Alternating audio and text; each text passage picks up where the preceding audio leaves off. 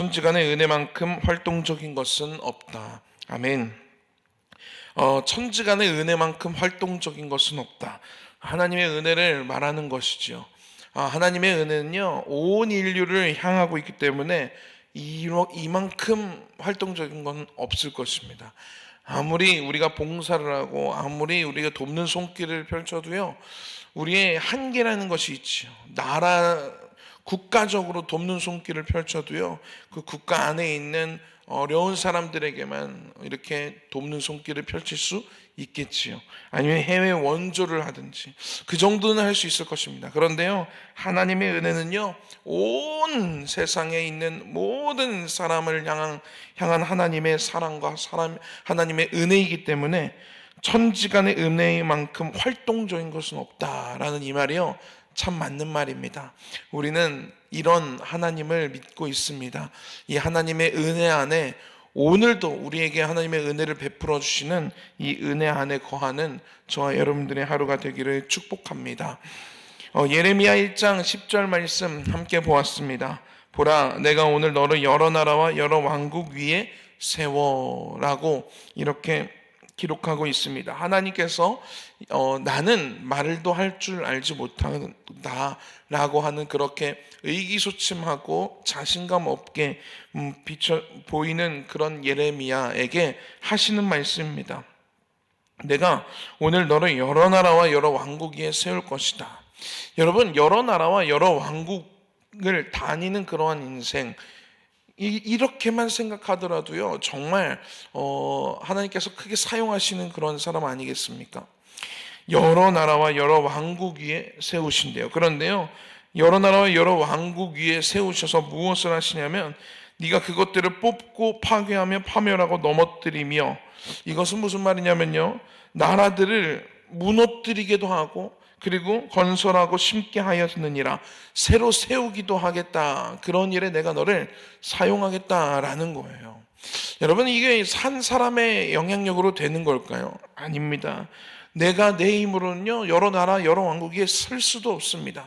그런데 하나님이, 내가 너 스스로는 부족하게 스스로 여기지만 내가 너를 여러 나라와 여러 왕국 위에 세우기로 작정했다 라고 말씀하시는 거예요. 그리고 내가 그런 세우는 나라들에게 영향력을 끼치는 그런 사람으로 내가 너를 만들겠다라고 하나님의 작정, 하나님의 결단을 예레미야에게 말씀하고 계시는 것입니다. 여러분, 나 스스로는요, 되게 작다고 스스로 여길 때가 있습니다. 에이, 내 인생 뭐 있어? 내가 지금 내 처지가 이렇게 생각하면서요, 나 스스로를 나는 안 돼. 나는 안 될 거야. 내가 어떻게 그렇게 할 수가 있어? 그런데요, 하나님의 생각은요, 다르다라는 것입니다. 내게 능력 주신 자에서 내가 모든 것을 할 수 있느니라. 여러분, 이 말씀이 지금 이 구절과 동일한 말씀 아니겠습니까? 나는 할 수 없지만 내게 능력 주신 자 안에서 하나님이 계획하신 대로 나를 하나님이 사용하시면 그 계획대로 내가 쓰임 받을 수 있다라는 거예요. 나는 여전히 부족하지만 하나님이 크시니 그 크신 하나님의 손으로 나를 이끄실 때 우리들은요, 상상하지도 못하는 그러한 인생, 그런 영향력을 끼칠 수 있는 우리가 된다는 것입니다. 여러분, 하나님의 손을요, 하나님의 능력을요, 우리 우습게 여기지 마십시다. 할렐루야. 우리는 부족해도요, 우리는 연약해도요, 내 생각엔 한계가 있어도요, 하나님은 그렇지 않습니다. 오늘 이 하나님을 의지함으로써 나아가는 우리가 되기를 축복합니다. 전도서 7장 13절 14절 말씀을 함께 보았습니다. 선포제 13과를 보고 있는데요, 이 선포제 13과는요, 일을 행하시는 하나님 에 대한 주제로 우리가 쭉 이 말씀들이 이루어져 있습니다. 그 중에 오늘 전도서 7장 13절 14절 말씀을 함께 보면서 하나님이 주시는 은혜를 함께 나누려고 합니다. 먼저 13절 말씀 먼저 함께 읽도록 하겠습니다. 13절 말씀입니다. 시작. 하나님께서 행하시는 일을, 하나님께서 굳게 하신 것을 누가 능히 곧게 하겠느냐. 아멘. 하나님께서 행하신 일을 보라라고 기록하고 있습니다. 전도서는요, 이 솔로몬이 이제 쓴 성경인데요, 솔로몬은요 가질 것을 다 가졌습니다. 그리고 엄청난 위치로 다윗 때는요 이 싸움을 하면서 영토를 확장하고 그리고 나라를 부강시키게 하는 그런 쭉 올라가는 그런 때였다면요, 솔로몬의 때는요 누리는 때였어요. 가장 부유했고요, 가장 강력했고요. 그런 모든 세상에 정말 높은 그런 권력을 갖고 있는 이 솔로몬이 인생을 살아가면서 그가 하나님 안에서 느낀 것들을 적어간 것이 그 지혜서가 이 전도서입니다. 그 솔로몬이 이렇게 얘기하는 거예요. 하나님께서 행하신 일을 보라. 하나님이요 얼마나 놀라운 일들을 행하시는지를 생각해 보라는 거예요. 여러분, 우리들도요 하나님이 행하신 일을 많이 보고 있습니다. 하나님은요 그냥 시시한 일들을 하지 않으십니다. 하나님이요 일을 행하시는데요, 먼저 우리 자연을 보면요, 우리가 살아가는 세상에는요 자연 법칙이 있지요. 조금 있으면 저쪽 동쪽에서 태양이 떠오를 것입니다. 그리고 태양이 어디로 지지요? 서쪽으로 질 것입니다. 태양은요 오늘도 어제도 동쪽에서 떴고요, 오늘도 동쪽에서 뜰 거고요, 내일도 동쪽에서 뜰 거예요. 그렇죠? 이게 바뀌는 걸 본 적이 있으십니까? 아무도 없을 거예요. 이거 바뀌면 큰일 나거든요. 이 하나님께서요 이 지구를 만드시고요 창조하시고 스스로 돌게 하셨어요. 그렇게 돌게 하셔서 태양이 동쪽에서 떠서 서쪽으로 지는 것입니다. 이건 하나님이 만드신, 하나님이 행하신 일이에요. 여러분, 이것을요 사람이 우리가 한번 지구가 이렇게 도는 거를 방향을 한번 바꿔보자 해서 아무리 연구를 하고 아무리 뭐 폭탄을 터뜨리고 뭐 핵폭탄을 터뜨리고 그런다고 이 지구가 원래 이렇게 돌던 게 반대로 돌겠습니까? 아니면 이게 살짝 기울어져 있는데 이게 더 기울겠습니까? 아니라는 거예요. 자연 법칙은요 그 누구도요 막을 수가 없습니다. 그리고 이게 스스로 도는데요, 이게 또 태양을 1년에 한 바퀴를 돌고 있어요. 그렇게 태양을 돌면서 스스로도 돌면서 태양을 돌고 있어요. 그 속도가 변하지도 않고요, 이것이 그 길이 변하지도 않습니다. 그렇게 하면서 태양을 돌기 때문에 봄, 여름, 가을, 겨울 이 4계절이 되는 거예요. 어느 때는 태양과 가까이 가는 때 돌다가 태양과 가까이 가는 때는 여름이 되는 것이고, 태양과 조금 멀리 되면 겨울이 되는 것이고, 이렇게 하나님께서 일을 행하셨습니다. 이렇게 정하셨어요.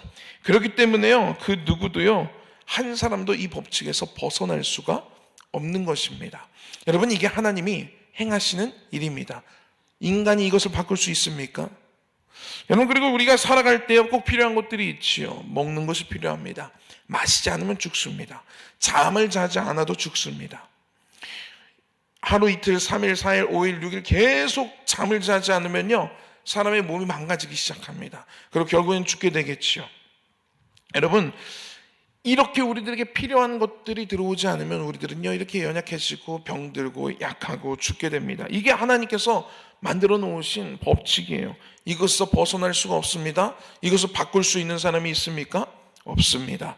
여러분, 그리고 하나님께서요 또 일을 행하시는데요, 이건 자연적인 것이었고요, 성경 안에서 얼마나 많은 일들을 행하시는 것을 우리들이 봤는지 모릅니다. 성경 안에 먼저 이 세상을 창조하신 일부터 시작하지요. 그리고 아브라함에게 100세의 아들을 주신 일, 그리고 그 이스라엘로 한 나라를 만드시는 일, 그리고 출애굽을 시키시는 일, 그리고 광야에서 40년을 지키시면서 돌게 하신 일, 이런 수만 가지의 일들, 그리고 예수님을 이 땅에 보내신 일, 그리고 제자들이 예수님의 복음을 가지고 이 세상에 전파한 그러한 모든 일들, 하나님이 행하시는 모든 일들이었습니다.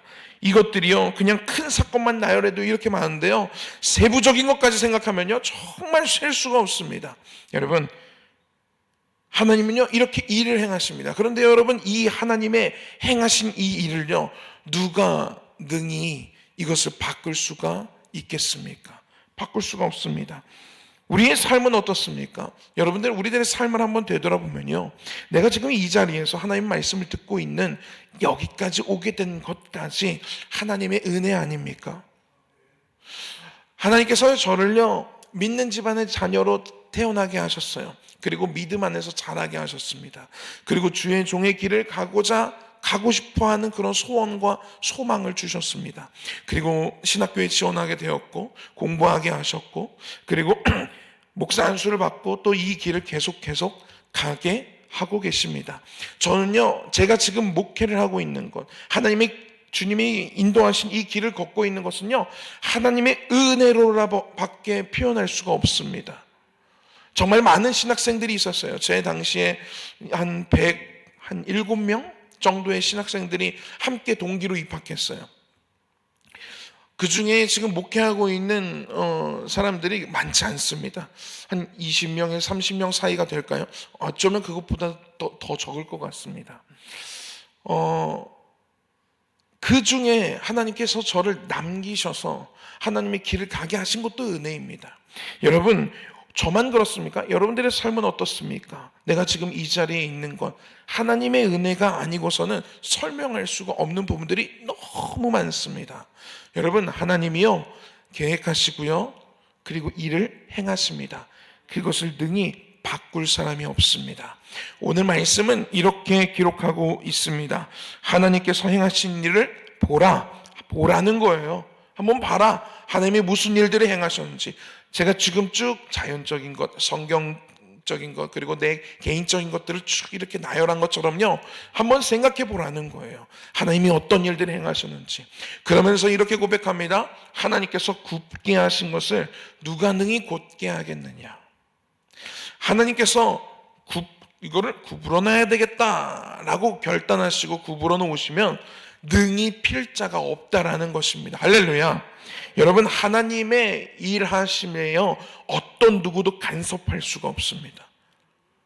어떤 세상의 권력자라고요, 사탄 마귀라고요, 그 하나님의 계획과 하나님의 일 행하심을요 털끝만치도 건드릴 수가 없어요.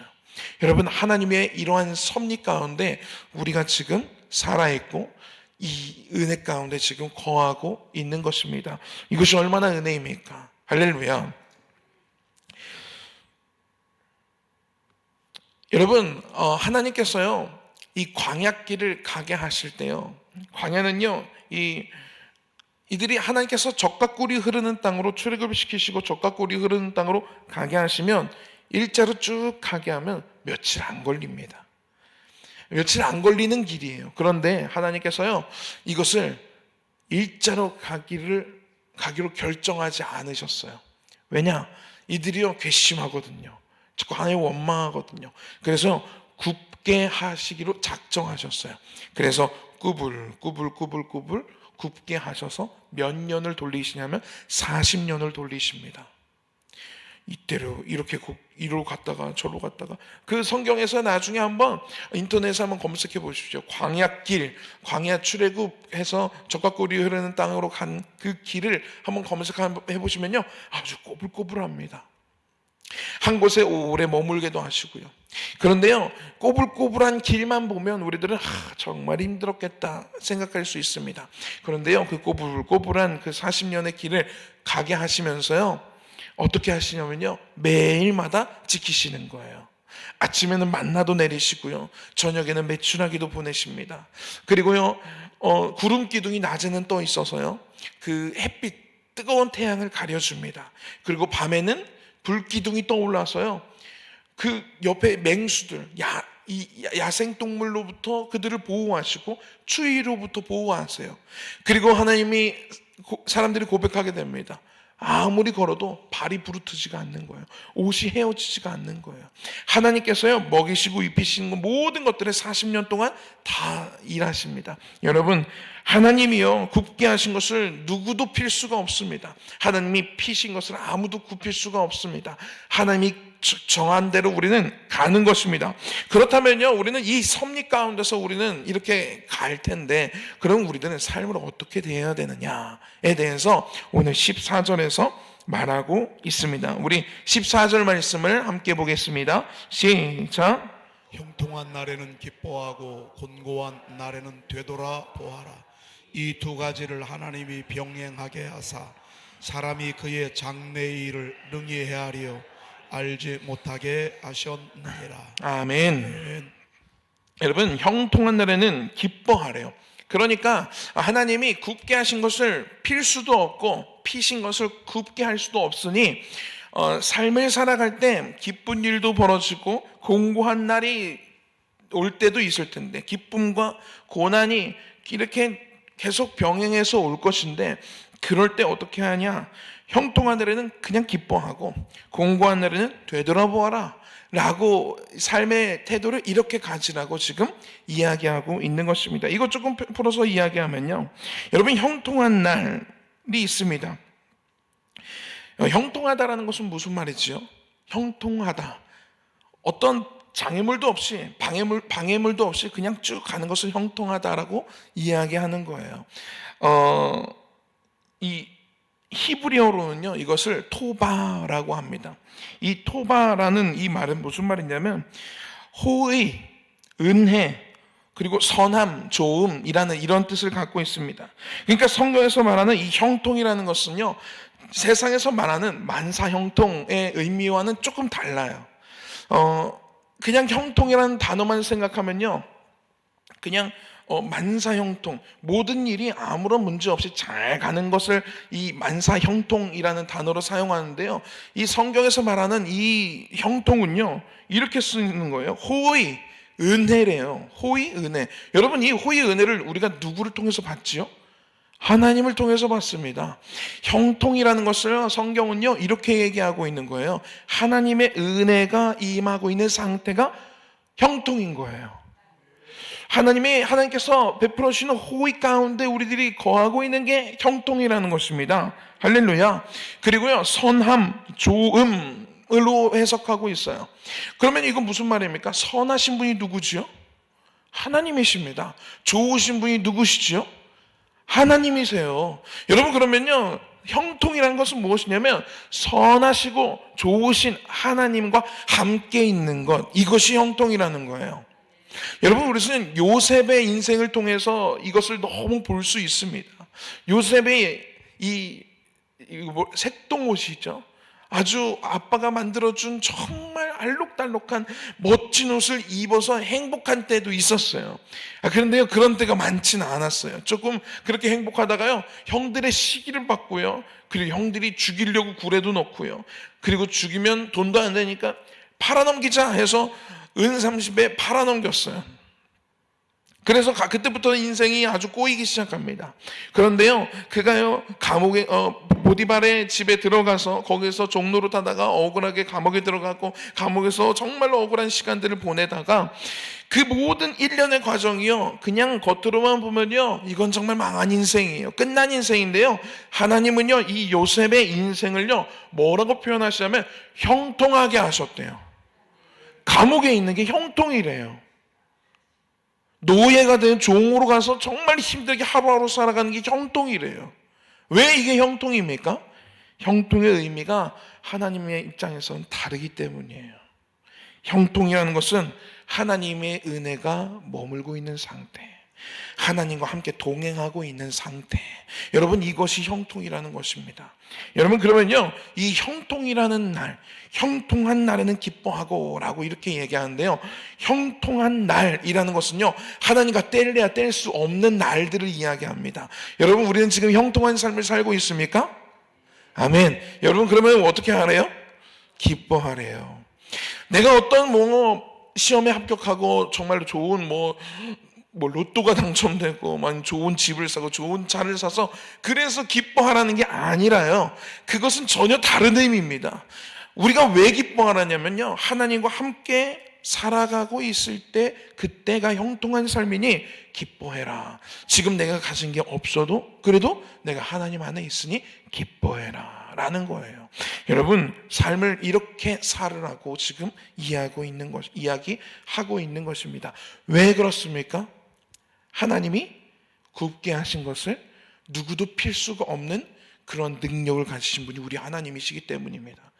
그 하나님과 내가 지금 함께하고 있으니 이거 기뻐할 일 아니겠습니까? 이렇게 접근하고 있는 것입니다. 여러분, 이 형통하게 하시는 삶을 살기를 축복합니다. 하나님의 은혜가 언제나 가득하기를 축복합니다. 그리고 선하시고 좋으신 하나님과 늘 동행하시길 축복합니다. 그것이 무슨 삶이라고요? 형통한 삶입니다. 여러분, 형통 다른 데서 찾지 마십시오. 내가 지금 건강하니까 형통하다. 여러분, 그게 아닙니다. 내가 지금 병들어서 그럼 형통한 게 아닙니까? 여러분, 그게 아니기 때문입니다. 내가 지금 자녀들이 다 잘 됐으니까 내가 형통한 거야. 여러분, 그게 형통한 게 아니에요. 내가 자녀들이 잘 돼도요, 예수 믿지 않으면 그거 형통한 겁니까? 아니라는 거예요. 여러분, 내가 자녀들이 지금 잘 안 되고 있어도 예수님은 정말 확실하게 알고 있으면 여러분, 그것이 형통한 삶이라는 것입니다. 제가요, 어떤 한 간증을 보았어요. 어떤 간증이냐면, 어떤 한 이제 중학교에서 고등학교 올라가는 친구가요, 수련회 때 은혜를 받았어요. 그래서 학교에서 내가 고등학교로 가면 기도회, 예배를, 학교 안에 예배를 세워야 되겠다라는 그런 마음을 가졌대요. 그래서요, 그 아이가 학교를 올라갔습니다. 고등학교를 가서 이제 선생님한테 가서 점심시간에 잠깐 공간을 내어주시면 기도회를 하고 예배 모임을 좀 진행하고 싶습니다라고 얘기를 했대요. 뜨거운 마음이죠. 엄청 뜨거운 마음.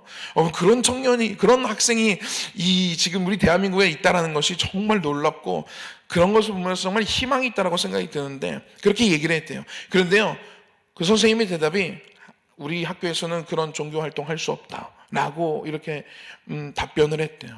그리고 또 그 선생님의 이제 한영찬 선생님한테 찾아가도 안 된다고 했대요. 교감 선생님, 교장 선생님한테 찾아가서 얘기해도 안 된다고 했대요. 그래서 이 친구가 어떻게 하기 시작했냐면, 너무 부러운 거예요. 다른 옆에 학교는 막 모여서, 막 점심시간에 모여서 막 정말 많은 친구들이 모여서 막 기도회 한다고 하고 막, 그런데 그런 소식 듣는데 우리 학교는 안 되는 거야 하는 그런 마음에 낙심하고 있을 때쯤 혼자 하라는 감동이 온 거예요. 그래서 이 친구가 어떻게 하기 시작했냐면, 점심시간에 아이들이 다 축구를 하고 뭐 놀고 막 이러잖아요. 근데 그 운동장 가장 모서리, 가장 구석에 가가지고요, 친구들 바라보면 너무 창피하니까 친구들을 등지고 거기서 기도하기 시작했다는 거예요. 막 기도를 했대요. 하루, 이틀, 3일. 하나님께서요, 이것을 그만두고 싶은 마음이 들 때도 정말 많았대요. 왜냐? 창피하니까. 어느 순간부터는 친구들이 자기를 피하더래요. 이렇게 기도하고 이런 것들이요, 사람들이 쟤는 이상한 애야 라고 생각하기 시작했대요. 그러니까 은근 따돌림이 된 거죠. 가까이 오지도 않는데요, 난 이상한 미친 사람이라고 해서 말도 걸지를 않더래요. 그런데 이것을 멈출 수가 없더래요. 왜냐? 하나님이 주신 감동이니까. 그래서 그것을 계속하고 있는데 고독한 거예요. 너무 힘든 거예요. 너무 내가 왜 고등학교 생활을 이렇게 살아야 되지? 그렇게 하고 고3이 됐대요. 그리고 다시 수련회 때 그때 은혜 받았던 목사님을 찾아 만나게 되었대요. 그리고 그 목사님께 이렇게 얘기했답니다. 목사님, 저 이렇게 살아가는 게 맞습니까? 저 지금 그때 목사님 은혜 받고 학교 안에 예배 세우고 기도회 모임 세우라고 해서 저 이렇게 하고 있는데 이게 맞습니까? 그랬더니 그 목사님이요, 이렇게 얘기했대요. 야, 네가 맞고 전부 다 틀린 거야. 하나님 입장에 봤을 때 네가 진짜 멋진 거야. 이렇게 끝까지 해. 끝까지 포기하지 마. 이렇게 얘기했대요. 여러분, 무엇이 형통한 것입니까? 친구 관계 좋은 것이 형통한 것입니까? 학교에서 재밌게 친구들과 노는 것이 그거 진짜 형통한 것입니까? 하나님은요, 이 아이의 삶을 형통하다라고 표현하십니다. 여러분, 믿음을 지킬 때요, 때로는 괴롭습니다. 고독합니다. 힘들 때가 있습니다. 이번 명절에도요, 얼마나 많은 가정에서 제사들이 이루어졌는지 모릅니다. 아직도 그 제사의 문제로 인해서 정말로 영적인 싸움을 하고 있는 외로운 성도님들이 있는 것을 알고 있습니다. 여러분, 외롭지요. 고독합니다. 주님의 길을 간다는 건, 십자가의 길을 간다는 건, 하나님을 따라간다는 건, 여러분, 이것이 쉬운 것만은 아닙니다. 그런데요, 하나님은요, 그 길을 형통한 길이라고 말씀하고 계십니다. 여러분, 오늘 내가 하나님의 말씀을 지키기 위해서 나의 편한 것들을 포기하고 하나님의 뜻을 이루기 위해서 나의 어떤 유익과 이익을 포기한다면 여러분, 그것이 형통한 삶을 살아가고 있는 것입니다. 그러니 우리는 기뻐하라 라고 성경은 우리에게 이야기하고 있습니다. 여러분, 기뻐하십시오. 하늘의 상급이 클 것입니다. 여러분, 기뻐하십시오. 하나님이 우리를 주목하고 계십니다. 할렐루야. 공고한 날, 이런 형통한 날만 있으면 좋겠는데요, 공고한 날도 있습니다.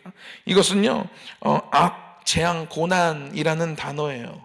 그러니까 고난이죠, 고난. 그냥 고난. 때로는 고난이 찾아올 때도 있습니다. 그런데요, 그때요, 뭐 하라고 이야기하냐면요, 뭐 하라고 얘기합니까? 공고한 날에는 되돌아보아라 라고 이야기하고 있습니다. 여러분, 이 되돌아보아라 라는 이 단어도요, 정말 그 안에 담긴 의미가 너무 아름다워요. 이 히브리어로요, 레에라는 뜻이에요. 레에. 한번 따라해볼까요? 레에. 이 되돌아본다라는 이 단어가 레라는 단어인데요, 이 파생어, 이 레에에서 앞에 이를 붙이면 뭐가 됩니까? 이레가 되는 거예요. 그러면 우리 하나님의 속성 중에 뭐가 있어요? 여호와 이레가 있는 것입니다. 그러니까 레라는 건 뭐냐면 그냥 되돌아봐라, 고민하고 생각해봐라, 왜 나한테 고난이 찾아왔는지. 여러분, 이런 거를 의미하는 게 아니라요, 고난이 앞에 찾아왔을 때 되돌아보라는 것은 무슨 의미냐면 여호와 이레의 하나님, 여호와께서 준비해 놓으셨다라는 그런 뜻이지요. 이레의 하나님, 하나님을 바라보라는 거예요. 공고한 날이 찾아오고 고난이 찾아오고 내가 정말 절망 가운데 내가 거할 때 그 공고한 그 상황을 바라보지 말고 되돌아보아라. 누구를 보아라? 이레의 하나님, 하나님이 준비해 놓으신다라는 그 하나님의 속성을 되돌아보라는 거예요. 고난으로부터의 시선을 떼서 하나님을 보라는 말이 되돌아보아라 라는 이러한 의미입니다. 여러분, 우리가 고통 가운데 있을 때가 있지요. 힘들 때가 있습니다. 그런데요, 그때요, 그 고난만 바라보고 있으면 답이 안 나와요. 뚫어져라 쳐다봐도요, 답이 안 나옵니다. 그런데 눈을 딱 감고요, 기도하고 하나님을 바라보기 시작하면요, 그때부터 하나님께서 일하시기 시작하는 게 느껴지고 보여집니다. 할렐루야. 여러분, 고난을 바라보지 마시고요, 눈을 감으세요. 그리고 기도를 하세요. 그게 하나님을 바라보는 것입니다. 그게 되돌아보는 이 말입니다. 여러분, 요셉이요, 감옥의 기간, 아까 이야기한 것처럼 기간이 있었습니다. 힘들었지요. 그런데 요셉이 진짜 잘한 건 무엇이냐면요, 하나님을 끝까지 되돌아봤다라는 거예요. 끝까지 하나님을 바라봤다라는 거예요. 그리고 하나님이요, 여호와 이레의 하나님이요, 다 준비하고 계셨어요. 여러분, 고난이 거기서 끝나지 않습니다. 고난을 우리들에게 허용하신 하나님께서요, 그 이후의 것들을 준비하고 계세요. 할렐루야. 여러분, 이 하나님을 우리들이요 바라보는 저와 여러분들이 되기를 축복합니다.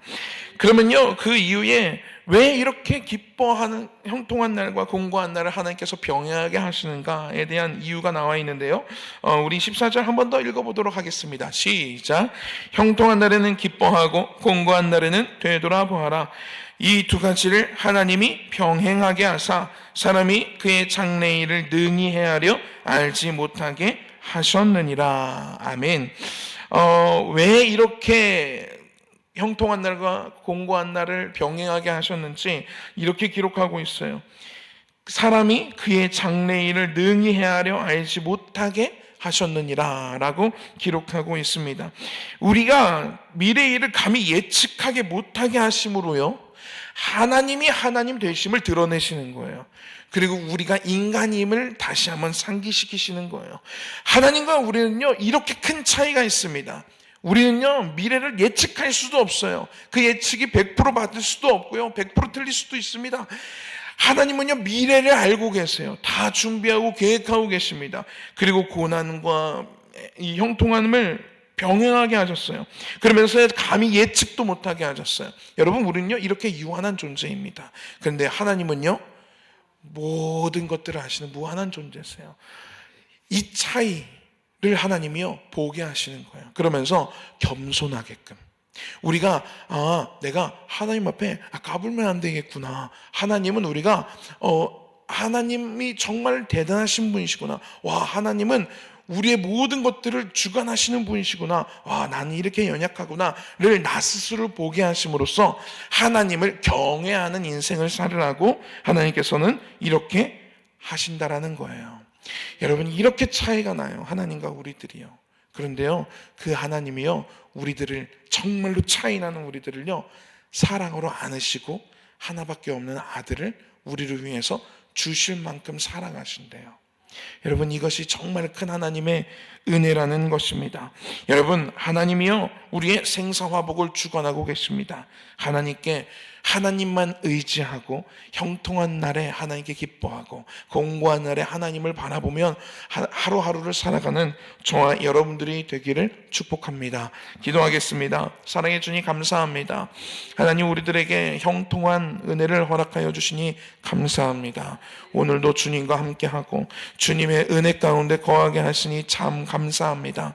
하나님, 때로는 우리들에게 고난이 찾아올 때도 있습니다. 하나님, 오늘 이 말씀에서 이야기하고 있는 것처럼 공고한 날에 하나님을 바라볼 수 있는 믿음을 우리들에게 허락하여 주시옵소서. 하나님만 바라보고 하나님만 사랑하며 하나님 뜻대로 살아가는데 우리들의 삶을 하나님께 드리는 우리 인생이 되게 하여 주시옵소서. 하나님, 그리하여 정말로 높으신 하나님을 우리들 일평생 경외하기를 원합니다. 하나님을 높이고 하나님만 영광 높여드리며 하나님만 바라보고 이 땅에서 살다가 영원한 천국에서의 주님과의 함께하는 영생을 우리들이 누리는 삶이 되게 될 수 있도록 주님 축복해 주시옵소서. 우리들의 주변에 사랑하는 이들 그리고 우리의 자녀들, 하나님, 그들이 형통한 인생이 되게 하여 주시옵소서. 세상에선 잘 나가는 것이 아니라 주님 안에서 주님과 동행하며 주님을 찬양하며 주님을 향해 두 손을 높이 들고 기도하며 정말로 주님만을 높이고 바라보며 살아가는 인생으로 그들의 삶을 축복하여 주시옵소서. 예수님의 이름으로 기도했습니다. 아멘. 하늘에 계신 우리 아버지여, 이름이 거룩히 여김을 받으시오며 나라가 임하옵시며 뜻이 하늘에서 이룬 것 같이 땅에서도 이루어지이다. 오늘날 우리에게 일용할 양식을 주옵시고 우리가 우리에게 죄 지은 자를 사하여 준 것 같이 우리 죄를 사하여 주옵시고 우리를 시험에 들게 하지 마옵시고 다만 악에서 구하옵소서. 나라와 권세와 영광이 아버지께 영원히 있사옵나이다. 아멘. 주님 다시 오시옵소서.